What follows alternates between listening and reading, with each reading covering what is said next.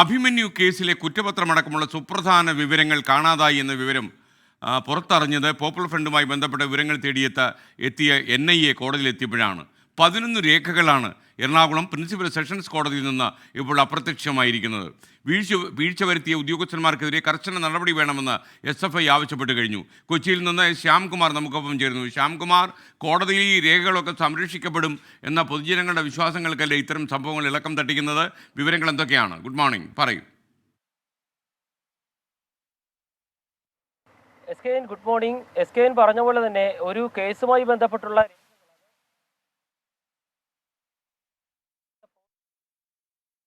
കാരണം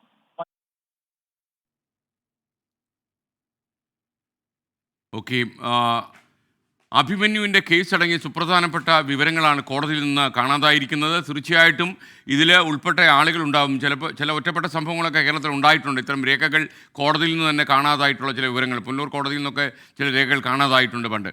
ഓക്കെ, പറയൂ. SKN തീർച്ചയായും മജിസ്ട്രേറ്റ് ഒപ്പിട്ട ശേഷം റെക്കോർഡ്സ് വിഭാഗത്തിൽ ജൂനിയർ സൂപ്രണ്ട് സൂക്ഷിച്ച രേഖകൾ, അതും കുറ്റപത്രവും പോസ്റ്റ്മോർട്ടം സർട്ടിഫിക്കറ്റ് അടക്കമുള്ള 11 രേഖകളാണ് അവിടെ നിന്ന് കാണാതെ പോയത്.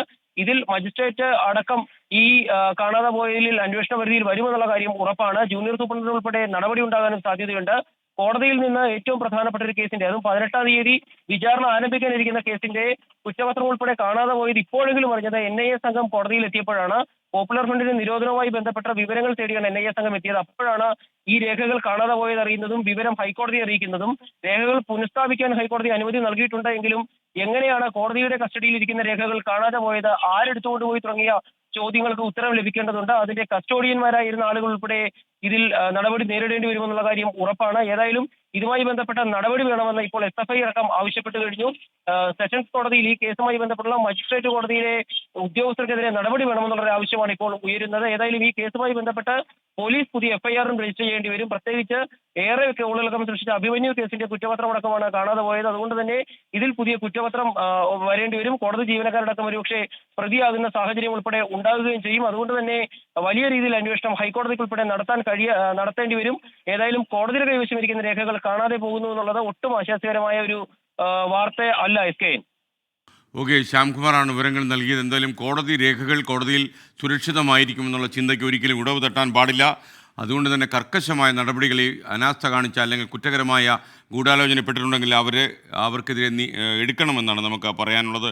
അപ്പോൾ സുബ്ര മോനിഷ SKN മുരിങ്ങമലയാണ് എന്ന് പറയുന്നത്. തിരുത്തണമെന്ന് പറഞ്ഞു, താങ്കൾ തിരുത്തിയിരിക്കുന്നു.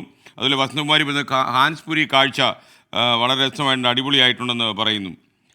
അതുപോലെ ജയകുമാർ അതിരപ്പള്ളിയിൽ നിന്ന് ഒരു സന്ദേശം അയച്ചിരിക്കുന്നു. തുമ്പൂർ മൊഴിയിൽ വെച്ച കാട്ടാനാക്രമണത്തിൽ ദമ്പതികൾക്ക് പരിക്കേറ്റ വിവരം 24 കൊടുത്തിരുന്നല്ലോ. ഈ റിപ്പോർട്ടിൽ പറയുന്നത് ദമ്പൻ ഞാനാണ്, എനിക്ക് ചെയ്ത് പറയാനുണ്ട്. താങ്കൾക്ക് പറയാനൊരു അവസരം ഉണ്ടാക്കാൻ കഴിയുമെന്ന് നമുക്ക് ആലോചിക്കാം.